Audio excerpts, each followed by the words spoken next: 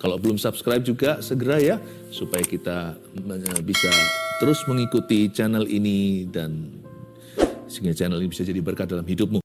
Penuh kemuliaan-Mu. Tuhan, Kau dimuliakan dalam hidup kami very early, from the beginning till the end, dari awal hingga akhir, dari matahari terbit hingga terbenam. Dari kami hidup sampai kami mati, hanya Engkau seorang yang kami puji, demikian rupa kami sembah. Sembunyikan hamba-Mu di balik salib-Mu, hamba akan mengutarakan firman kehidupan, kata-kata yang bisa menghidupkan sesuatu. Urapi Tuhan jemaat-Mu di dalam nama Yesus. Haleluya. Amin. Puji Tuhan. Tahun ini, tahun yang baru ini baru berjalan 10 hari, belum lewat berminggu-minggu, baru melewati 1 minggu. Saya rasa ini adalah waktu yang paling pas untuk kita divine positioning atau memposisikan diri kita pada tempatnya untuk menerima sesuatu dari Allah. Dan agar hidup kita dipakainya. Belum terlambat untuk kita itu berbalik arah jikalau kita berjalan ke arah yang salah. Di tahun 2024 ini, GMS yang saya gembalakan, keluarga saat teduh bersama juga family, ini adalah tahun pergeseran besar dan mujizat. Saya percaya di dunia ini akan terjadi banyak perubahan, tetapi yang gak berubah adalah Allah kita. Kita perlu berubah kalau itu sesuatu yang buruk. Tapi kalau kita sudah berada pada jalan dan poros kehendak Allah, perubahan kita itu dari kemuliaan pada kemuliaan. From glory to greater glory. Dari kemuliaan pada kemuliaan yang lebih besar. Saya percaya Allah kita itu continue memberkatimu. Karena itu, sebelum saya akan sampaikan firman ini, saya kasih beberapa pengumuman. Ini tanggal 10, live-nya. Tanggal 14 yaitu nanti pada waktu hari Minggu, saya akan streaming 5 kali ibadah ke seluruh GMS di mana-mana. Saya akan sampaikan firman tentang membangun hubungan pribadi dengan Tuhan dari contoh Nabi Nuh. Saya percaya itu akan sangat memberkatimu. Lalu jangan lupa, hari Minggu itu malam tutup hari. Langsung subuh-subuh pagi, 4.30. Tepatnya pukul 4.30 pagi, waktu Indonesia bagian Barat, kita akan mengadakan Breakfast with God, sarapan kita rohani. Ini sebuah acara, bukan acara, ini suatu gesture atau tindakan iman kita. Memasuki tahun itu, tahun yang baru meninggalkan tahun yang lama, lebih baik melalui kaki Yesus saja. Kami punya kebiasaan untuk mencari Tuhan. Di awal tahun langsung memposisikan diri, siapa Tuhan, siapa hamba. Mumpung kita barusan meninggalkan 2023, itu bahtera tahun lalu, suka dukanya kita baru lewati. Apa yang lebih baik yang bisa kita lakukan waktu keluar bahtera? Ya seperti Nabi Nuh. Datang tidak dengan tangan hampa, kita membawa persembahan yang harum. Dan ketika Tuhan mencium persembahan harum itu, waktu Nuh persembahkan, korbankan hewan-hewan yang sudah jadi langka. Cuman tinggal tersisa berapa pasang aja masing-masing di dalam bahteranya. Waktu Nuh keluar dari Bahtera, memasuki dunia yang baru, era yang baru, dia persembahkan korban yang mahal pada Tuhan. Saya percaya, alangkah baiknya kalau kita masuk ke hadirat Allah nanti waktu Breakfast with God, kita mempersembahkan hidup kita sungguh-sungguh, dan kita juga mempersembahkan sesuatu untuk misi Yesus Kristus di atas muka bumi ini. Jangan lewatkan ya, keluarga saat teduh bersama, saya undang Anda. Ikut onsite-nya di seluruh GMS di mana-mana akan ada ibadah itu, khotbahnya streaming, nanti mendengarkan firman yang saya bagikan. Breakfast with God, saya sudah gak tahan, saya gak sabar rasanya kepingin memulai tahun dengan benar, memulai tahun dengan kuat. Tapi sekarang mari kita baca firman Tuhan, saya akan jelaskan sesuatu yang sangat penting di sini dari seorang tokoh lain di Perjanjian Lama yaitu Yusuf. Di Kejadian pasal 41 sambil Anda buka, catat topik temanya. Peran kita di tengah pergeseran besar dunia. Yang penting kita harus mengerti peran kita apa. Bumi ini, di dunia ini akan banyak sekali perubahan, iya. Itu di luar kontrol kita. Tapi apa yang di dalam kendali kita, itu pilihan kita. Dan anak Tuhan harus berbeda. Anak-anak terang harus beda dengan anak gelap. Kalau kita harus jadi jawaban. Kita harus menjadi bagian dari solusi, bukan problema. Pastikan posisimu benar ketika menghadapi masa depan yang sudah menanti. Di depan sana apa yang terjadi di luar kendali kita. Tapi keputusan hidup kita adalah tanggung jawab kita. Nah, pahami dulu peran kita apa. Ketika Tuhan menggeser sesuatu di alam nyata. Tuhan sedang mengerjakan sesuatu, bahkan ada firman berkata Tuhan menggoncangkan sekali lagi bukan hanya bumi tapi langit juga. Sehingga tertinggal nanti yang tidak bisa digoncangkan. Jangan sampai kalau Tuhan menggoncangkan bumi dan langit, dunia ini Tuhan goncangkan Anda goyang. Imanmu tidak boleh goyah. Malahan, apapun fate that awaits you, apapun juga nasibmu di depan itu, Anda dan saya selalu bisa menemukan kehendak Allah yang sempurna. Kerinduan hati anak-anak Tuhan harusnya adalah senantiasa berjalan dalam poros kehendak Allah di dalam segala suasana. Kalau kita sudah mantap betul, kita sudah putuskan di dalam hati dan batinnya kita. Tidak ada surprise di depan sana, tidak ada kejutan. Dan Anda tidak akan takut kabar buruk. Kalau Anda bersama dengan Tuhan, Tuhan bersama dengan Anda. Kalau Tuhan di pihak kita, siapa lawan kita? Kita baca dulu pengalaman yang dialami oleh seorang hamba Tuhan namanya Yusuf. Kejadian pasal 41 ayat 25 sampai 36 bunyinya. Lalu kata Yusuf kepada Firaun, kedua mimpi tuanku Firaun itu sama. Allah telah memberitahukan kepada tuanku Firaun apa yang hendak dilakukannya. Ketujuh ekor lembu yang baik itu ialah 7 tahun. Dan ketujuh bulir gandum yang baik itu ialah 7 tahun juga. Kedua mimpi itu sama. Sementara ini, berhenti sampai di situ. Latar belakang sedikit, Yusuf masih di dalam penjara, keluar sebentar karena diminta pertolongan oleh seorang raja. Raja Firaun, yaitu Raja Mesir, minta tolong kepada seorang nabi, narapidana, tapi bukan karena dosanya, dia kena fitnah. Kita tahu ceritanya. Artikan mimpi Firaun. Firaun mimpi 2 kali, 2 mimpi yang similar, tidak sama, serupa namun tak sama. Yang pertama, Firaun bermimpi ada 7 ekor lembu yang wagyu, yang gemuk-gemuk, ada 7 pula bulir gandum yang sangat gemuk pula, yang baik. Nah, lalu di ayat 25, Yusuf berkata, Allahku telah memberitahukan kepada tuanku Firaun apa yang hendak dilakukannya. Yusuf langsung tahu, mimpi Firaun itu dari Tuhan. Ini orang peka ini, karena dia nggak hidup dalam dosa. Jangan lupa dia dipenjara karena fitnah. Lebih baik kita difitnah oleh manusia, disalah ngerti sama orang. Daripada jikalau kita itu baik-baik di mata orang tapi sebenarnya berdosa. Opini manusia itu tiada artinya. Kalau kita sungguh-sungguh mau khawatir ini. Khawatirlah apa pikiran Tuhan tentang dirimu. Jangan tanya, menurut orang lain lihat aku gimana. Itu gak relevan. Gak relevan bagi anak-anak Tuhan. Kalau Anda mau tanya itu harusnya tanya begini. Menurut Tuhan aku gimana? Bukankah kita harus lebih banyak peduli apa kata Tuhan tentang hidup kita? Dan karena Yusuf tidak berdosa, dia jaga hidup, jaga kekudusan. Sekalipun dia malang kena fitnah seolah-olah nasib buruk menimpa dia, apes nih. Tapi orang benar itu gak bisa lama-lama dibungkus. Cepat lambat pasti akan dimunculkan oleh Tuhan. Jangan takut ya kalau Anda disalahpahami, disalah ngerti, Anda dirugikan. Kalau Anda mengalami semua tadi, asal hatimu benar di depan Tuhan, percayalah waktunya akan tiba. Jikalau Anda gak kepahitan, kecewa sama Tuhan, waktunya akan tiba ketika Tuhan akan memunculkan kebenaranmu. Dan hari itu lewat sebuah kejadian, keahlian Yusuf, kemampuannya diperlukan. Karena orang ini peka, dia tahu membedakan mana yang dari Tuhan, mana dari setan, karena hubungannya baik dengan Tuhan Yesus. Hubungan Yusuf sehat dengan Tuhannya. Lalu Yusuf berkata gini sama Firaun.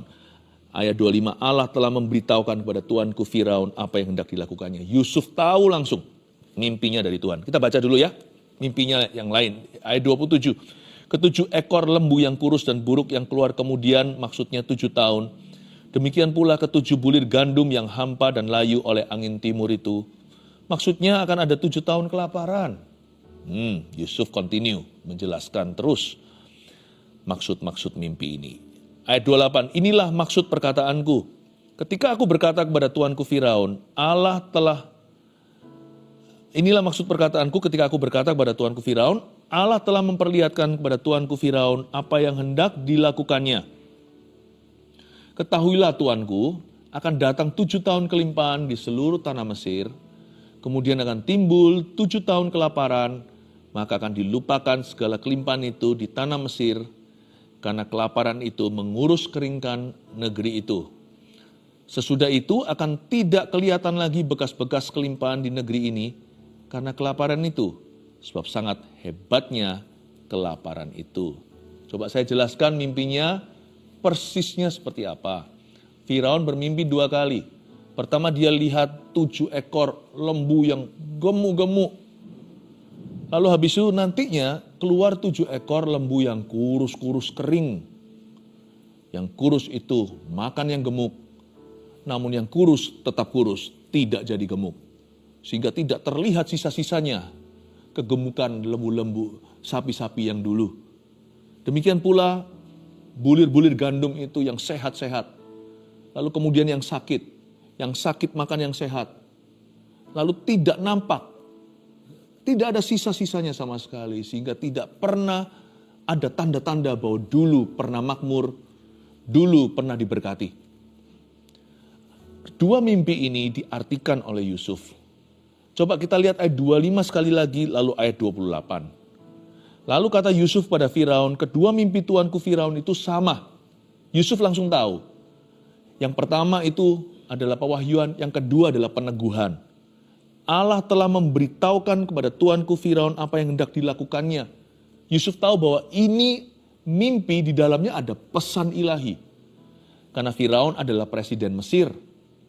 Dan di dalam negara Mesir itu Yusuf tinggal karena ada orang benar. Maka Tuhan memelihara seluruh negeri. Tahukah Anda keberadaan Anda di mana Tuhan tempatkan itu membuat Allah memelihara seluruh tempat itu? Sebegitu berharganya hidup kita. Mungkin kita sendiri aja nggak respect sama diri sendiri. Masa sih? Sungguh, firman Tuhan berkata begitu. Yusuf pun bukan orang sempurna. Yusuf pun pernah gaya-gaya. Cerita-cerita sama saudaranya sampai dijual ke saudagar, berakhir di Potifar. Yusuf pun pernah sombong. Kita itu benar bukan karena kita itu sempurna. Kita itu dibenarkan karena iman kita kepada Tuhan Yesus. Di mana ada orang yang mengaku Yesus adalah Tuhannya dan dia berusaha hidup benar. Di situ akan ada pemeliharaan Allah. So don't worry kalau yang namanya perahumu itu akan tenggelam. Daripada kita worry about ourselves, selalu khawatir tentang diri sendiri. Gimana survive nih, gimana bisa tetap bertahan hidup. Kenapa kita nggak bersyukur apa yang kita miliki? Daripada kita doa melulu tentang diri sendiri, Tuhan begini, Tuhan begitu. Coba tanya apa peranmu. Kalau sesuatu di depan sana memang akan terjadi, bukankah kita ini bagian dari seluruh gambar besar dunia ini? Daripada kita mengeluh, kok terjadi begini? Tanya dong peranmu, Tuhan kalau aku memang tidak bisa mengubah takdir ini, kalau aku tidak bisa mengubah apa yang hendak kau lakukan di dunia, ada nggak adanya orang benar di negeri? Kalau turun hujan, kuyup semua. Nggak ada yang namanya rumah orang benar itu kering, yang lainnya itu basah. Nggak ada. Kalau ada banjir ya kita juga kena. Kalau ada masa paceklik berkepanjangan, yang keringatan bukan hanya orang fasik, orang benar pula. Orang Kristen pun mengalami semua yang dialami oleh dunia. Namun demikian kita hidup dengan cara yang berbeda. Namun demikian hati kita tak sama dengan mereka. Secara fisik segala sesuatu yang tiba akan menimpa semua. Tetapi secara hidup orang-orang yang kenal Tuhan tidak bisa disamakan. Yusuf menaruh posisi beda. Firaun bingung sendiri. Ini kalau nggak ada Yusuf yang bantu, dia sudah jadi korban tuh Firaun. Bahkan seluruh Mesir. 7 tahun kelimpahan itu percuma, pada akhirnya sia-sia karena ditelan dengan 7 tahun kelaparan. Pada akhirnya nanti orang-orang bisa mati hungry. Tapi daripada melihat ke depan, toh aku tidak bisa berbuat sesuatu. Yusuf pintar, kepintarannya dia ini bukan kepandaian logika. Kepintaran dia itu pertama-tama kepandaian rohani. Dia memposisikan diri dan tanya Tuhan, kalau aku tidak bisa mengubahmu, apa yang aku bisa lakukan beda di dalam situasi ini? Kalau Allah telah memberitahukan pada Tuhan Firaun apa yang hendak dilakukannya, kita semua tidak bisa berbuat apa-apa. Minimal kita bisa berbuat sesuatu. Kalau aku tidak bisa mengubah dunia, kalau Tuhan bawa dunia ke arah yang Dia inginkan, pastikan Tuhan, waktu Tuhan bawa seluruh dunia ke situ, aku tidak menjadi korban, tapi biarkan aku menjadi berkat. Aku tidak akan jadi korban, tapi aku menjadi jawaban. Aku tidak akan jadi salah satu orang lagi yang nanti bitter atau pahit dengan Tuhan. Tapi aku akan menjadi saksimu. Aku akan menjadi orangmu. Aku akan menjadi hamba Tuhan dalam situasi ini. Allah telah memberitahukan pada tuanku Firaun apa yang hendak dilakukannya. Yusuf tidak masuk ke kamar lalu berkata, Tuhan, jangan. Tuhan batalkan. Yusuf tahu kalau Tuhan sudah niat, tidak ada seorang pun bisa mencegahnya. Tak terkecuali Yusuf, Elia, siapalah Musa. Allah itu daulat. Kalau Tuhan sudah ada maunya, siapa yang bisa menghentikannya? Yusuf tidak masuk ke kamar doanya atau kembali ke penjara dan berkata, aku akan coba mengubah keputusan Allah atau mengubah pikirannya. Tidak. Tapi dia menempatkan diri di posisi siap untuk dipakai olehnya. Karena dia tahu dan kenal Tuhannya. Tuhan itu gak pernah melakukan sesuatu itu iseng. Allah kita itu is a purposeful God, Allah yang penuh tujuan.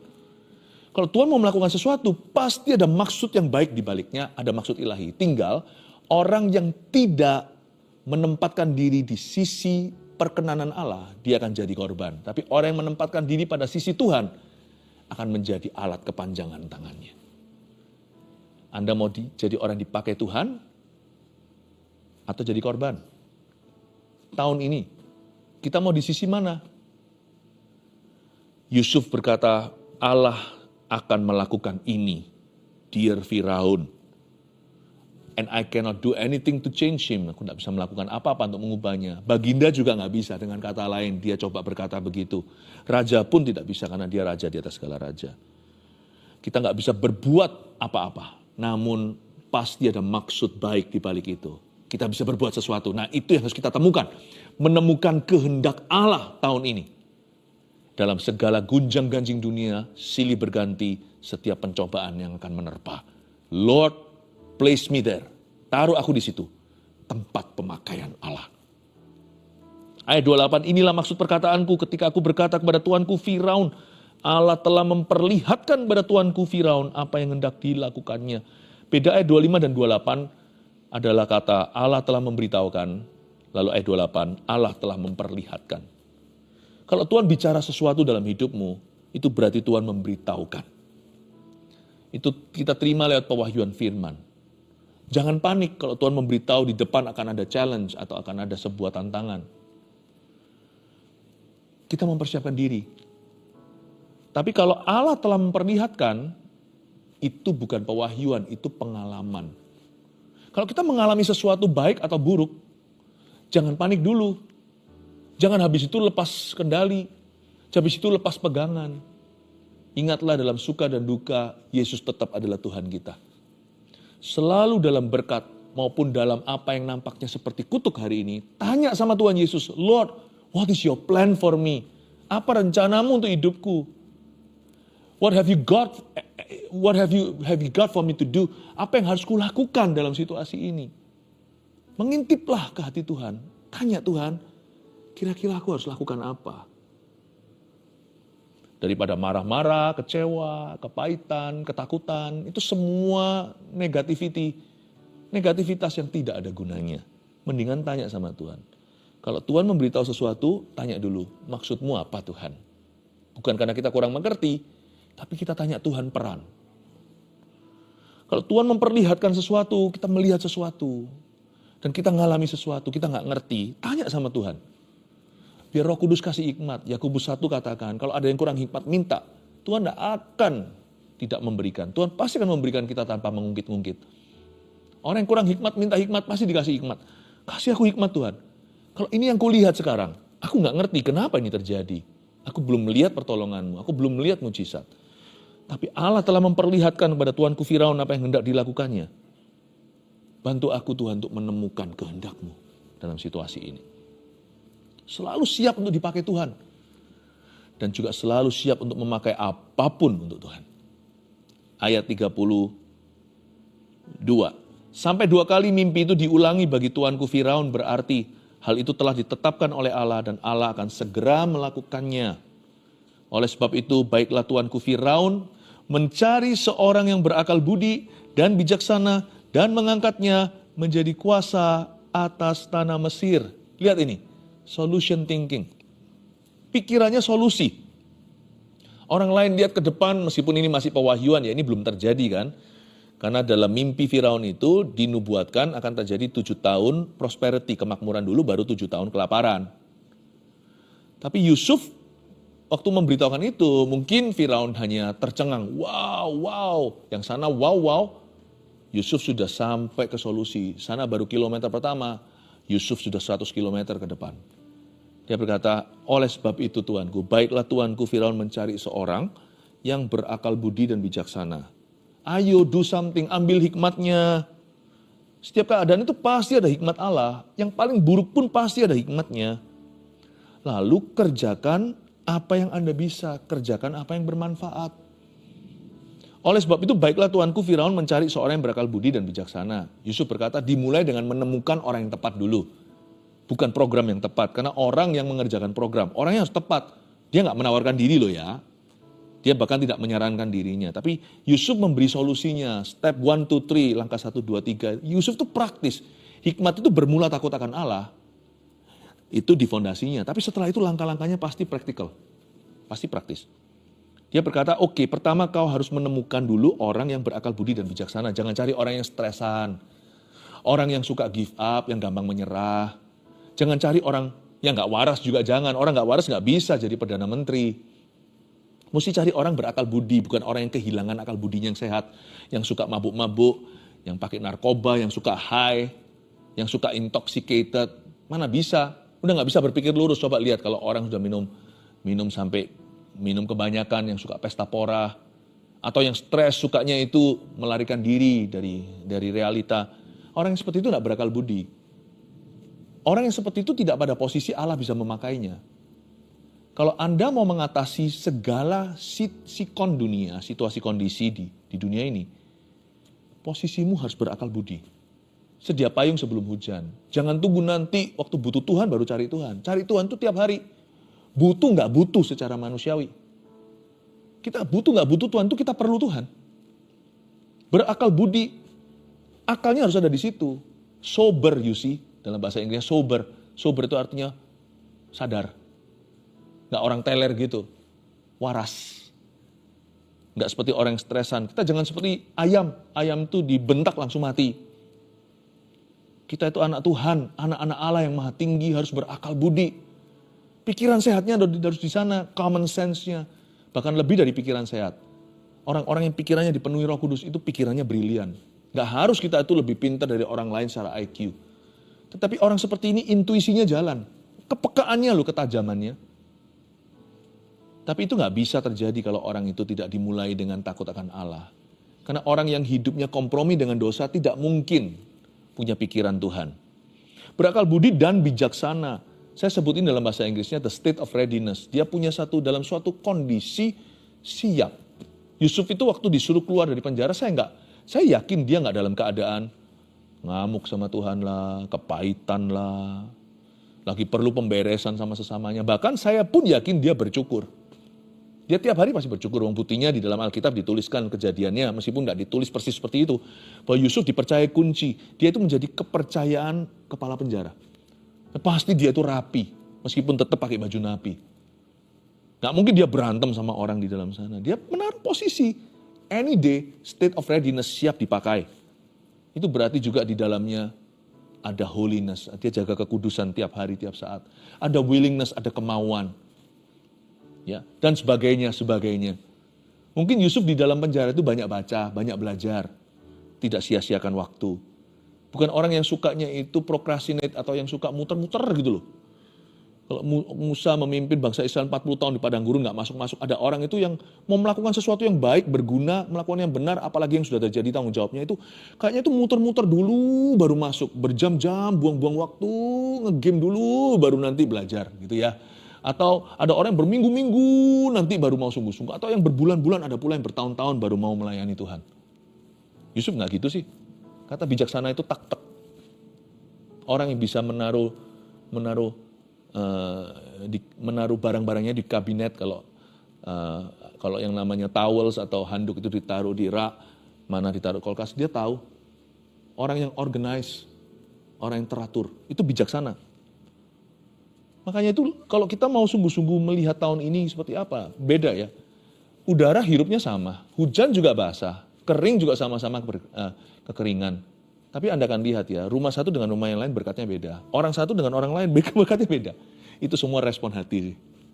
Itu semua bukan hanya respon hati, tapi juga tergantung siapa yang ready.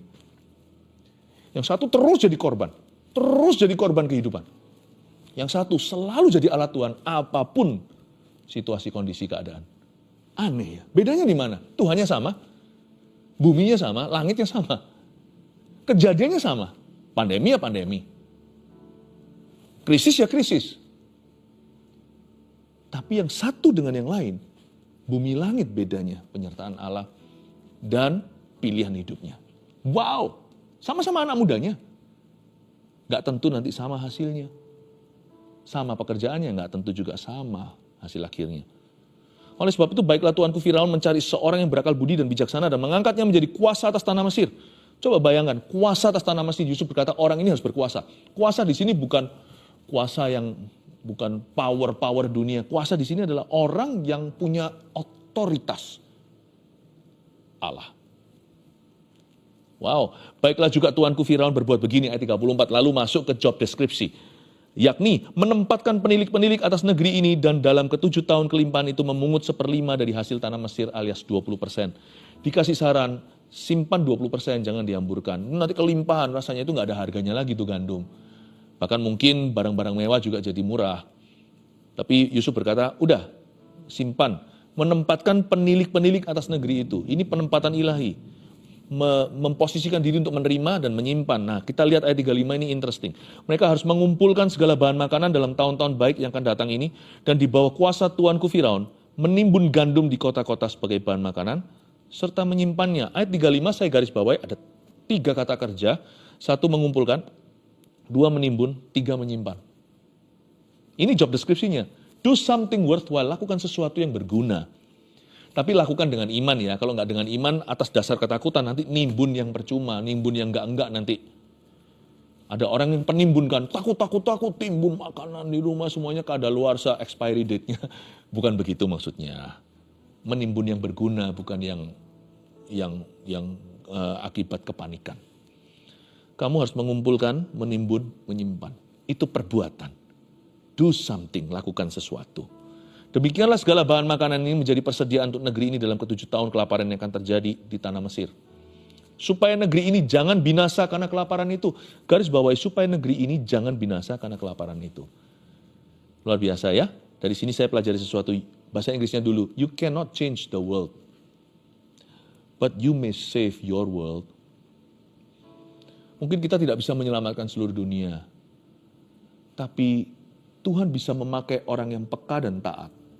Orang yang waras dan sadar. Orang yang berakal. Bukan akal busuk, akal licik, akal budi. Dan yang bijaksana, yang takut akan Allah. Dan yang takut akan Allah, yang tenang dan pintar. Tuhan bisa memakai orang itu untuk menyelamatkan dunianya. Jadi ingat nih tentang Paulus ketika kapal karam 200 sekian awak kapal itu tidak ada satupun tenggelam gara-gara Paulus. Karena ada malaikat berkata, karena kamu seluruh kapal ini tidak akan tenggelam. Maksudnya tenggelam kapalnya. Saya ralat. Tapi seluruh kapal ini tak ada satupun awaknya akan meninggal. You cannot change the world. Dunia terlalu besar. But you may save your world. Keputusan, kepekaan, ketaatan Yusuf dan kesadarannya, ya, dan kewarasannya dan kebersediaannya untuk dipakai oleh Tuhan dalam segala situasi. Dan ketajamannya untuk melihat bahwa hal ini bisa dipakai oleh Tuhan untuk kemuliaannya. Membuat seluruh Mesir harus forever and ever berterima kasih dengan orang Yahudi saat itu. Mereka harus bersyukur adanya Yusuf di tengah-tengah mereka. Karena Yusuflah yang menyelamatkan dunia mereka. Sadarkah Anda? Kelaparan 7 tahun yang dinubuatkan tetap datang. Tapi hasil akhirnya beda karena ada Yusuf yang meresponi Allah dengan cara yang tidak sama. Saya ingin Anda mengerti peran Anda, keluarga Saat Teduh Bersama. Peran kita di tengah pergeseran besar dunia. Responmu menentukan. Nomor 1, ini review. Ya, ini summary. Ini adalah rangkumannya. Selalu siap dipakai Tuhan dan memakai apapun untuk Tuhan. Tantang dirimu untuk selalu menemukan kehendak Allah yang paling sempurna di dalam setiap pengalaman, setiap pewahyuan, dalam setiap keadaan. Dan temukan peran Anda di sana. Posisikan dirimu untuk dipakai Tuhan, bukan ngomel seperti seorang korban. Bukan mengeluh tak berdaya, tetapi berkata, Lord, here I am. Aku mau bekerja sama dengan Tuhan, pakailah aku. Selalu siap dipakai Tuhan dan memakai apapun untuk Tuhan. Apapun bisa dipakai Tuhan dan Tuhan pakai suatu musibah untuk menjadi cerita yang luar biasa. Your greatest test could become your greatest testimony, you know. Bahwa pencobaan Anda terbesar tahun ini bisa menjadi kesaksian Anda terbesar pula di tahun 2024. 2, ambil hikmat. Ambil hikmat di setiap keadaan dan kerjakan yang bermanfaat. Jangan kerjakan yang gak ada gunanya. Stres itu tiada gunanya, ngomel itu percuma, ya kan? Saling menyakiti, blaming, saling menyalahkan, itu gosip, menyerah, give up, itu semuanya nggak ada, itu percuma, semuanya tidak ada gunanya. Beritahu pada diri sendiri, aku adalah bagian dari solusi, bukan bagian dari problema. Ambil hikmatnya di setiap keadaan itu, ambil hikmatnya. Kalau salah minta maaf sama Tuhan dan belajar dari kesalahan. Tapi kalau kita sudah benar, jalan terus, nggak ada mujizat, tetap pegang pada kebenaran. Ambil hikmat setiap keadaan, kerjakan yang bermanfaat. Ingat, kerjaan yang bermanfaat di sini adalah mengumpulkan, menimbun, menyimpan, menempatkan penilik-penilik atas negeri ini di tahun-tahun kelimpahan. Yang 3, jadi berkat bagi dunia melalui kepekaan dan ketaatan kita. Betapa bersyukurnya mereka ada Yusuf di tengah-tengah mereka. Bolehkah duniamu berkata yang sama? Betapa bersyukurnya kami ada orang ini di tengah-tengah kami. Be the salt, jadilah garam, jadilah terang. Latihlah dirimu untuk peka kepada Tuhan. Jalanlah dengan Kristus. Bukan hanya Anda diuntungkan, orang-orang sekeliling Anda pun akan diuntungkan karena ketaatan Anda. Hamba berkati keluarga Saat Teduh Bersama. Mari kita angkat tangan di hadapan Tuhan dengan nama Bapa, Putra, Roh Kudus menyertai mereka, profesi dan keluarga mereka. Dalam nama Yesus. Haleluya. Amin. God bless you. And there I find you in the mystery.